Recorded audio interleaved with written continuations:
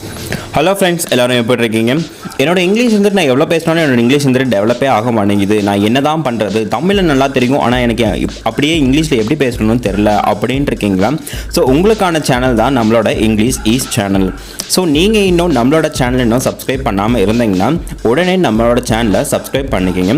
கூட இருக்கிற பெல் ஐக்கானையும் கிளிக் பண்ணி ஆளுங்கிற நோட்டிஃபிகேஷன் சிம்பிளை கிளிக் பண்ணி அனுப்பிட்டீங்க அப்படின்னா நாம் போகிற வீடியோஸ் எல்லாமே உங்களுக்கு வந்துகிட்டே இருக்கும்.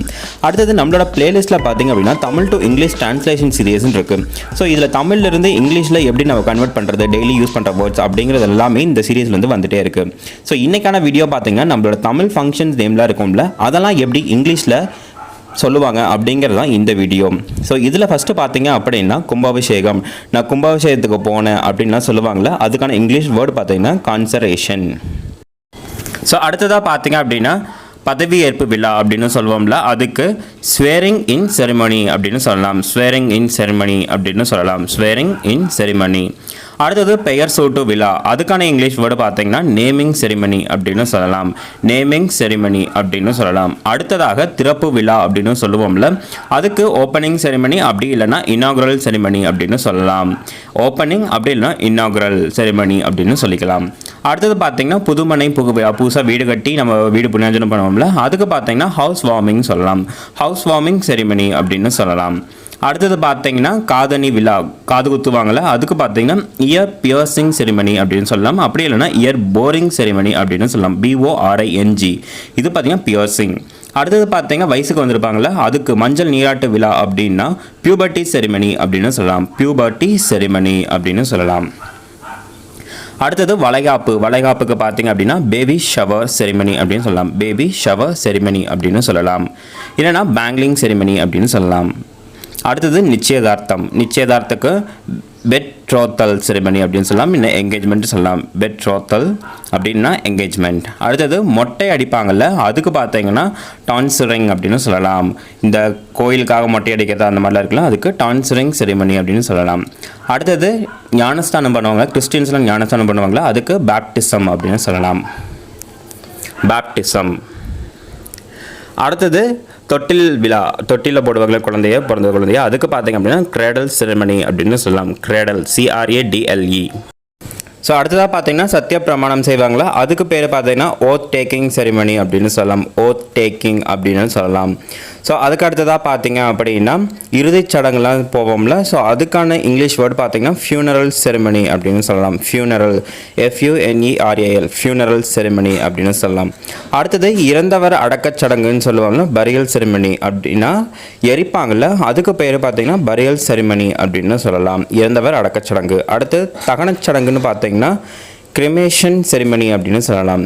கிரிமேஷன், CREMATION, கிரிமேஷன் செரிமனி அப்படின்னு சொல்லலாம். நினைவு நாள் வரும்ல, அதுக்கு பார்த்தீங்கன்னா டெத் ஆனிவர்சரின்னு சொல்லலாம்.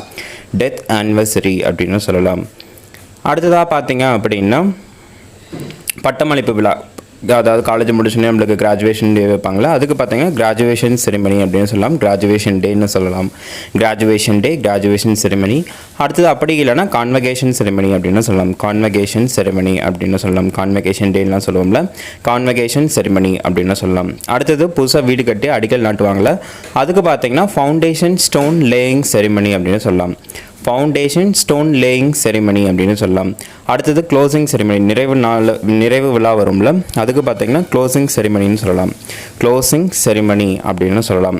அடுத்ததாக பார்த்தீங்கன்னா ஃப்ளாக்லாம் கொடியேற்றுவாங்களே, அதுக்கு பார்த்தீங்கன்னா கொடியேற்றுதல் விழாக்கு ஃப்ளாக் ஹோஸ்டிங் செரிமனி அப்படின்னு சொல்லலாம். ஃப்ளாக் ஹோஸ்டிங் செரிமனி அப்படின்னு சொல்லலாம். ஃப்ளாக் ஹோஸ்டிங் அப்படின்னு சொல்லலாம்.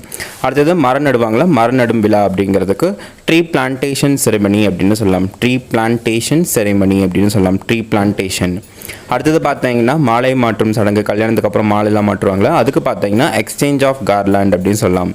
எக்ஸ்சேஞ்ச் ஆஃப் கார்லாண்ட் அப்படின்னு சொல்லலாம். அடுத்தது தீ மிதிக்கு சடங்கு அப்படின்னு, தீ மிதிப்பாங்களா கோயில் கும்பாபிஷேகம் அந்த மாதிரி இடத்துலலாம், அதுக்கு பார்த்தீங்க அப்படின்னா ஃபயர் வாக்கிங் செரிமனி அப்படின்னு சொல்லலாம். தீ மிதி சடங்கு, ஃபயர் வாக்கிங் செரிமனி. அடுத்தது திருமணச் சடங்கு, வெட்டிங் செரிமனி அப்படின்னு சொல்லலாம். Wedding ceremony. அடுத்ததாக பார்த்தீங்க அப்படின்னா திருமண சடங்குலாம் முடிஞ்சது. அடுத்தது திருமண ஆண்டு விழா வரும்ல, வெட்டிங் ஆனிவர்சரி.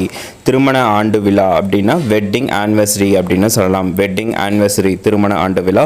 பணி நிறைவு விழா, ரிட்டையர்மெண்ட் ஆகுறாங்களா அதுக்கு ரிட்டையர்மெண்ட் செரிமனி அப்படின்னு சொல்லலாம். பணி நிறைவு விழா ரிட்டையர்மெண்ட் செரிமனி அப்படின்னு சொல்லலாம். Retirement ceremony. அடுத்தது தாலிப்பெருக்கு விழா, தாலி கோப்பாங்களா அதுக்கு பார்த்தீங்கன்னா குட் எண்ட் ஓவர் செரிமனி அப்படின்னு சொல்லலாம். குட் எண்ட் ஓவர் செரிமனி அப்படின்னு சொல்லலாம். தாலிப்பெருக்கு குட் எண்ட் ஓவர் செரிமனி.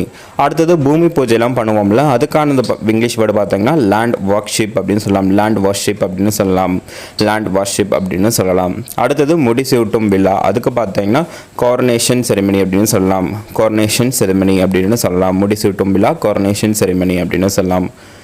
அடுத்தது அறுவடை திருநாள் அப்படின்னா ஹார்வெஸ்ட் ஃபெஸ்டிவல் அப்படின்னு சொல்லலாம். ஹார்வெஸ்ட் ஃபெஸ்டிவல் அப்படின்னு சொல்லலாம். ஹார்வெஸ்ட் ஃபெஸ்டிவல் அறுவடை திருநாள் அப்படின்னு சொல்லலாம். ஸோ இதெல்லாம் தாங்க தமிழில் நம்ம ஃபங்க்ஷன்ஸ் எல்லாமே இருக்கோம்ல, தமிழில் நம்ம என்னென்னலாம் கொண்டாடுவோமோ அதுக்கான இங்கிலீஷ் வேர்ட்ஸ்லாம் தான் இதெல்லாம் தான். ஸோ இதை நீங்கள் டெய்லியுமே ப்ராக்டிஸ் பண்ணிகிட்டே வந்தீங்க அப்படின்னா உங்களோட இங்கிலீஷ் வந்துட்டு ஆட்டோமேட்டிக்காக டெவலப் ஆகிடும். நம்ம ஸ்கூலில் லீவ் லெட்டர்லாம் எழுதுவோம்ல, அதுக்கெல்லாம் இந்த வேர்ட்ஸ் வந்துட்டு நம்ம இங்கிலீஷில் ஸ்டைலாக சொல்லிக்கலாம். ஸோ வேறு ஏதாவது வீடியோஸ் வேணும்னா மறக்காம நம்மளோட சேனலை சப்ஸ்கிரைப் பண்ணிக்கிங்க.